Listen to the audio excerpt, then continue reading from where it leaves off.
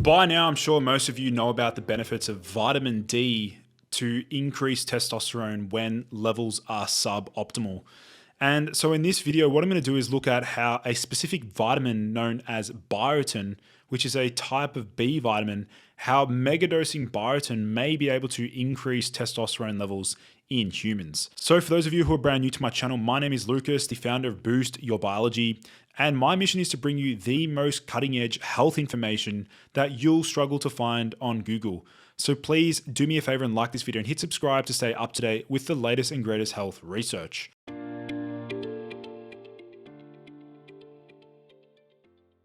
So what is biotin? Well, just take a look at this breakdown here of the different B vitamins.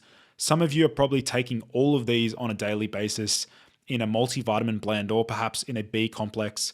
We can see the different B vitamins: vitamin B1 thiamine, vitamin B2 riboflavin, vitamin B3 niacin, pantothenic acid, pyridoxine, and then we have vitamin B7 as biotin.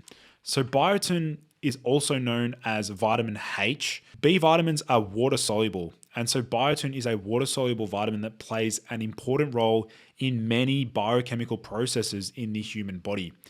Now, that phrase water soluble basically means that you do not need to take B vitamins with food to adequately absorb them. So you can consume these B vitamins without food and still get their beneficial effects. You do not require fats to absorb and utilize these B vitamins. Now, one of the primary functions of biotin is to help convert food into energy, as it is involved in the metabolism of carbohydrates, fats, and proteins.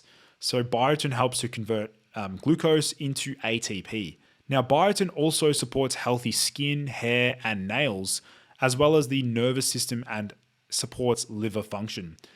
Now, biotin supplements are often used to help treat or prevent biotin deficiency, which can cause symptoms such as hair loss, skin rash, and neurological problems. Here's a really big word of caution with blood testing and biotin. So if you're supplementing with high doses of biotin supplementation in doses of above 1 milligram can actually distort and interfere with certain blood test results, including your TSH, T4, and T3 result, and other assessments used to measure cardiac markers. So if you are taking biotin supplements, it's extremely important that you discuss this with your healthcare provider. Those men that have joined the Limitless program will have heard me already talk about how megadosing biotin actually lowered my own TSH value. And I did that deliberately to see how taking biotin can distort and falsely produce a specific result in my blood test. So those men that have joined the Limitless program will know exactly what I'm talking about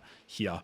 Hey guys, if you're watching this video right now and want to unlock your full mental and physical potential, then the Limitless course is for you. Unlock my best biohacks for energy, motivation, and testosterone optimization so that you can conquer your goals with ease and crush every day with confidence. Click the link in the description and get it now for only $27 today. All right, now let's get straight back into the video. So the famous study, biotin enhances testosterone production in mice and their testes-derived cells. Now, interestingly, pharmacological doses of biotin has been shown to ameliorate diabetes and high blood pressure. Several studies showed that extremely high doses of biotin influence hepatic and testes morphology, sperm quality, and spermatogenesis. However, the involvement of administered biotin on steroidogenesis in testes has not been clarified well. In the present study, the authors investigated the effect of biotin on testosterone production in mice and their testes-derived tumor cells, in which steroidogenesis is regulated by the cyclic AMP PKA pathway. And what the authors noted was that they found that biotin treatment enhances testosterone production in mice and in testes-derived cells, and in the cases of cells via elevation of cyclic AMP levels. Now, looking at that mechanism of action, you can probably think back to another supplement that also increases cyclic AMP.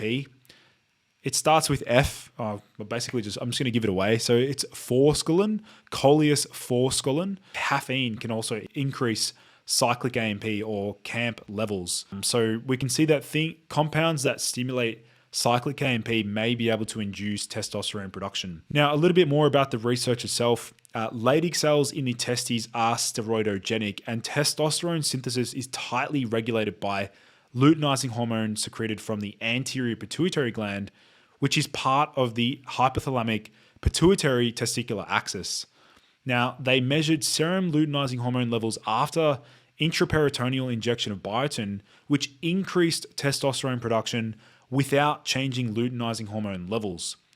This suggests that biotin increases testosterone production by directly acting on the steroidogenic cells in the testes. Now, several studies have also indicated that food ingredients, including vitamins, can regulate testosterone production in a similar manner, as dietary supplementation of menaquinone 4, a type of vitamin K2, could stimulate testosterone production in male rats and mice, respectively, without the alteration of blood luteinizing hormone levels. On the other hand, ginger, onion, and their extracts have been demonstrated to show enhancement of testosterone production in animal experiments with or without the modulation of luteinizing hormone levels. Now we can see the proposed mechanism, or the presumed mechanism, by which how biotin can eventually lead to an increase in testosterone. We can see that biotin stimulating that cyclic AMP PKA pathway for testosterone synthesis. Now here's some even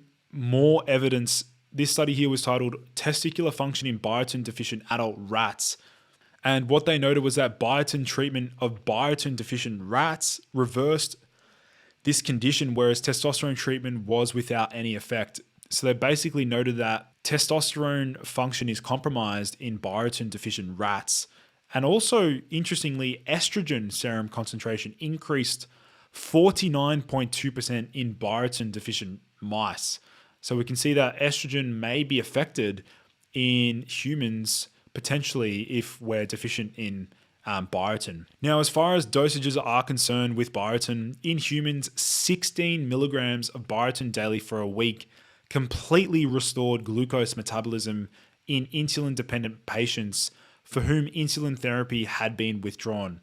In other words, biotin effectively substituted for insulin therapy.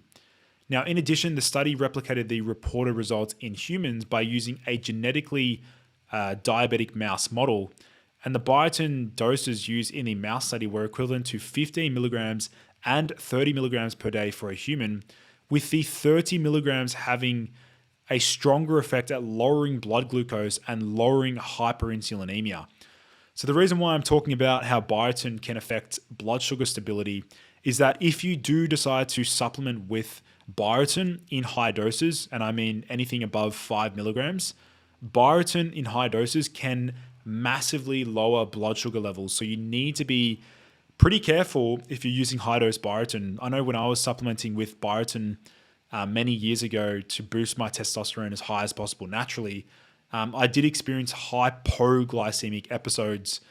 So you really need to be careful with how many grams of carbs you're eating. I had to massively increase my carbohydrate intake to offset the hypoglycemic effects. Interestingly, daily supplementation with a highly concentrated formulation of biotin, 100 to 600 milligrams for several months, was also found to be well tolerated in individuals with progressive multiple sclerosis. So personally, what I think is a viable strategy dosage as a test or a means to improve testosterone production would be anywhere from 10 milligrams to 16 milligrams daily. That's my approach and my thoughts on this subject matter. And just a reminder, different food sources of biotin. You can see this was actually taken from one of my favorite websites, the Linus Pauling Institute. We can see food sources of biotin include yeast, bread or whole wheat, egg cooked, cheese, liver, pork, salmon, avocado, raspberries, and cauliflower. So there are some biotin-rich foods. So again, if you found this research pretty interesting, please do like the video. Please share your experiences with biotin if you have used biotin, whether that be for other effects in the body. Otherwise, guys, thank you so much for tuning in. I look forward to seeing you in the next video.